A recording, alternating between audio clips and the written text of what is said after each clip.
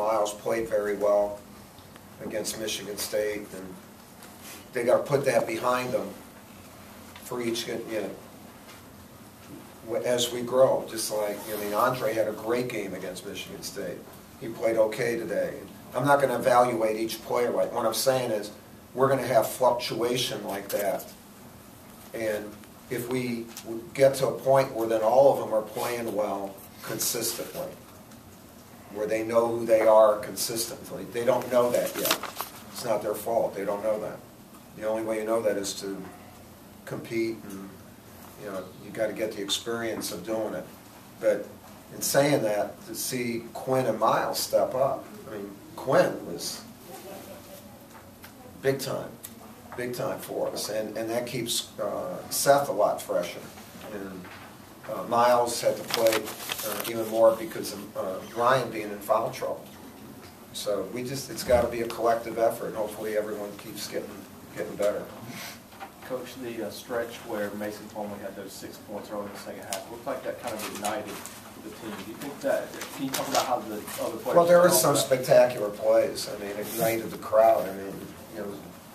That it was even, and then all of a sudden it was 10 points, and there were maybe four plays there that were just whatever that means.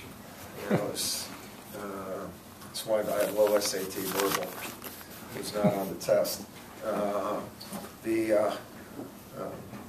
But that generated so much excitement, and then I worry after we do something like that, then because we're younger, then you're going to let down. But we kind of still stayed pretty good after that. Yeah, what did you say?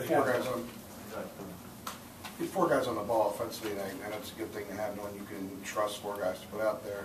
But at the same time, is that not really a preference of what you want to be able to use those? I don't know. I think you have to adjust to whatever team you have the opportunity to coach. If we had one guy who's just going to dominate, if I may have Bobby Hurley, I'm going to give him the ball.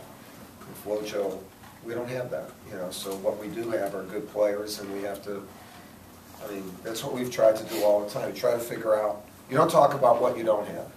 You try to use and develop what you do have. And many years here, some people would say you don't have a big guy, and would win the league. And okay, but we didn't have a big guy. You can't spend all your time making excuses about what you don't have. You got to figure out how to do it. And we're still trying to learn about our team. What did you say to the guys in the locker room at halftime, Coach?